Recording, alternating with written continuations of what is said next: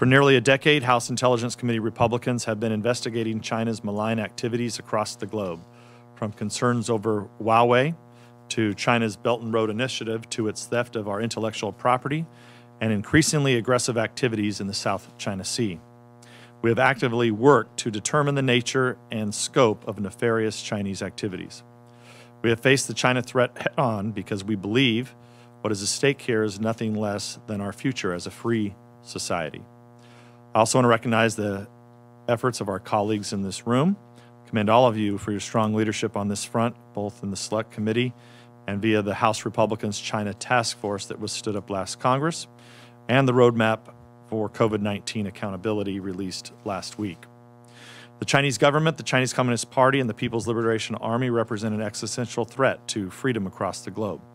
Strong, dynamic, and fearless leadership is what is needed to combat a threat of this magnitude.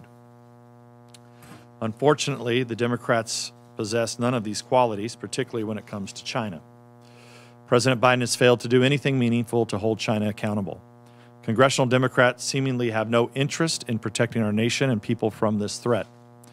And the media continues to serve as a propaganda mouthpiece for China, the Biden White House, and Democratic leadership, along with help from big tech. Consequently, last month, committee Republicans on the House Intelligence Committee released an interim report on COVID-19 and the Wuhan Institute of Virology laboratory. That report describes our efforts to understand how the COVID-19 virus originated. In brief, here is what we found. First, there is simply no substantive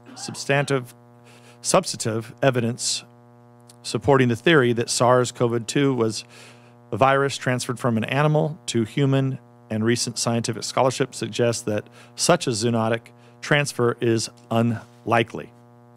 Chinese researchers have failed to find the original bat population or species from which the virus may have jumped, despite an intensive search and testing more than 80,000 animals. Second, there were multiple warnings about safety at the Wuhan lab beginning as far back as 2017.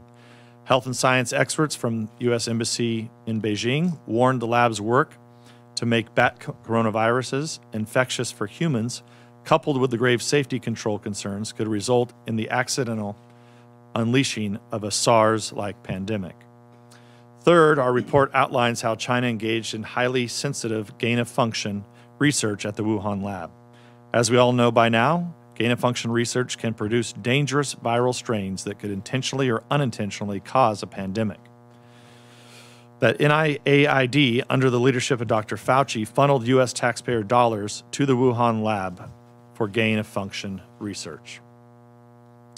Fourth, the People's Liberation Army reportedly conducts secret scientific research in the Wuhan lab, and the head of the lab is a major general in the People's Liberation Army who is recognized as China's top biowarfare expert. Given the Chinese military's presence at the lab, it is difficult to understand why the U.S. government permitted and funded collaborative research there. And finally, China has prevented a fulsome and credible investigation into the origins of COVID-19. Why would they do such a thing if the virus originated from an animal? China's interference, of course, is what allegedly led the Biden administration to insist that China cooperate or face isolation in the international community. This is, of course, a weak and ineffective position to take. Like most authoritarian nations, China does not respect weakness. Stronger steps are needed to ensure we can get to the bottom of this matter and have confidence in the result. Let's not forget the Biden administration only called on China to cooperate a week after House Intelligence Committee released our report and after the Republicans' efforts to investigate the origins of COVID-19 had begun to resonate with the American people. As with many other things, the Democrats are not interested in finding the truth. That's why they're not here today, and they are only interested in cynically getting ahead of the storyline. Remember my comment about the media acting like a propagandist mouthpiece for the Democratic Party. A year ago, the media labeled President Trump and Republicans as racist, xenophobes for suggesting the virus was not zoonotic, but was the result of a lab leak. The possibility that this virus originated in a lab was dismissed as a conspiracy theory by the press. In fact, Facebook and other big tech banned and removed posts that claimed the virus may have come from a lab. Why?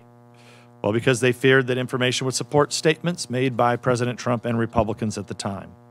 The fact that the Democrats and their allies in the media and big tech were more interested in hurling insults at their political opponents rather than fostering an open discourse about the origins of the virus that has killed over 3 million people worldwide.